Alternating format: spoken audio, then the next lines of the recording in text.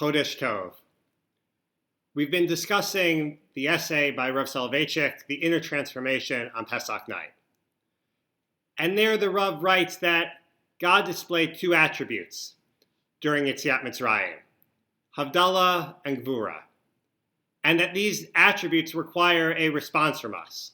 We too are required, and the Jewish people were required, to also internalize and display these attributes as well. When the Jewish people went out from Egypt, they displayed the attribute of Havdalah, of separation, by being able to set boundaries for themselves. A slave, the Rav writes, only sets boundaries because he fears that he's going to be punished.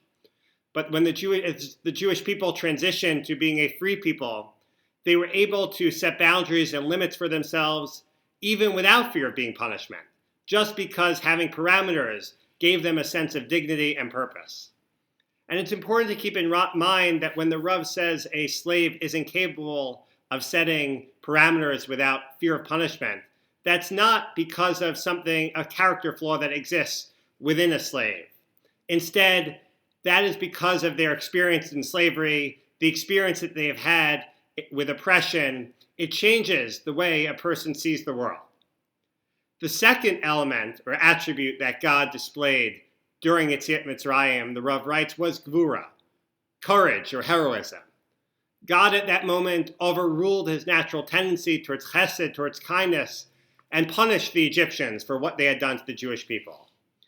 So too, the Jewish people also, during Yetziat Mitzrayim, had to display an aspect or an element of Gvura, of courage. The Rav writes that the slave is a coward.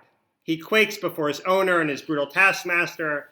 After all, a slave does not understand the idea of self-sacrifice, of fighting for a principle or an ideal.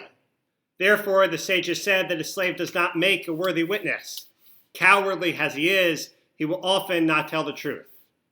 A slave is conditioned to always fear punishment, to never have a sense that he can add something as an individual. This is part of the toll that oppression takes on a person when they are enslaved.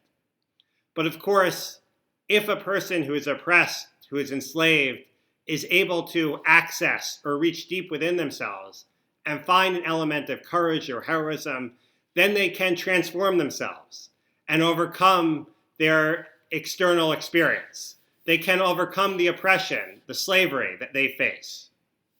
Nevertheless, the Rav writes, the slaves took upon themselves both the suffering and the commandment of the Paschal Lamb with love and were not frightened.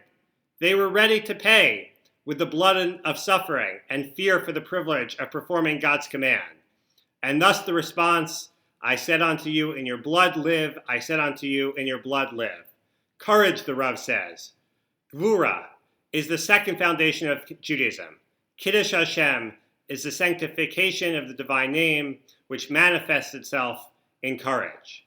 When the Jewish people displayed this courage and showed they were willing to risk being punished or lost or harm, that showed that they were now ready to move from their slave status to that of being a free people.